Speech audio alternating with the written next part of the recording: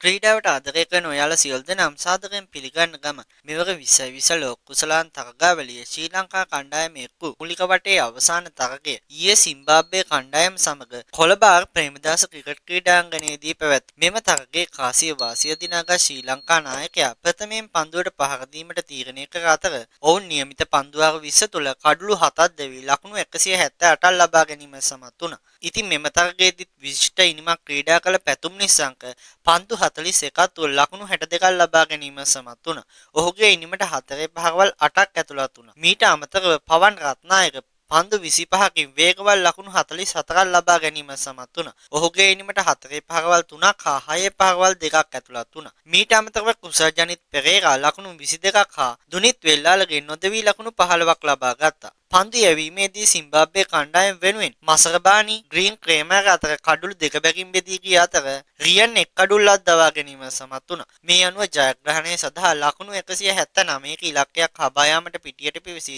සිම්බාබ්වේ කණ්ඩායම පන්දුවාර 19 පන්දු 3ක් තුළ කඩුළු 4ක් පමණක් දැවී ලකුණු 182ක් ලබා ගැනීම මෙම තරගයේ ජයග්‍රහණය කිරීම සමත් වුණා. මෙහිදී විශිෂ්ට ඉනිමක් ක්‍රීඩා කළ බ්‍රයන් පන්දු 48ක් තුළ නොදවි ලකුණු 63ක් ලබා ගැනීම සමත් වුණා. ඔහුගේ ඉනිමට 4 පහරවල් 8ක් ඇතුළත් වුණා. මීට අමතරව වේගවත් ඉනිමක් ක්‍රීඩා කළ සිකන්දර් රාසා පන්දු 26ක් තුළ ලකුණු 45ක් ලබා ගැනීම සමත් වුණා. ඔහුගේ ඉනිමට 4 පහරවල් 2ක් හා 6 පහරවල් 4ක් ඇතුළත් වුණා. මීට අමතරව මර්මානී ලකුණු 34ක් හා රයල් ලකුණු 23ක් ලබා ගැනීම සමත් වුණා. කොහොමුණත් මෙම තරගයේ අවසාන පන්දුවාරයේ තේ කණ්ඩායම් දෙකටම ජයග්‍රහණය සඳහා විවර වී තිබුණත් මෙහිදී අවසාන පන්දුවාරය තුළ ලකුණු 8ක් ලබා ගැනීම තිබුණත් මෙම පන්දුවාරයේ යොමු කළ මහේෂ් තීක්ෂණගේ ප්‍රථම පන්දුවටම ලකුණු 6ක් ලබා ගැනීමට මොන්යොංගෝ සමත් වූ අතර මේ අනුව සිම්බාබ්වේ කණ්ඩායමට මෙම තරගය 19 වෙනි පන්දුවාරයේ 3 වෙනි පන්දුව තුළ සිම්බාබ්වේ කණ්ඩායම ජයග්‍රහණය කිරීමටත් හැකි වුණා. ඉතින් මෙම තරගයේදී ශ්‍රී ලංකා කණ්ඩායමේ කඩුළු දවා ගැනීම දෙස බලත් දුෂාන් හේමාන්ත පන්දුවාර 4 ලකුණු 36කට යොමු කර කඩුළු දෙකක් දවා ගත් අතර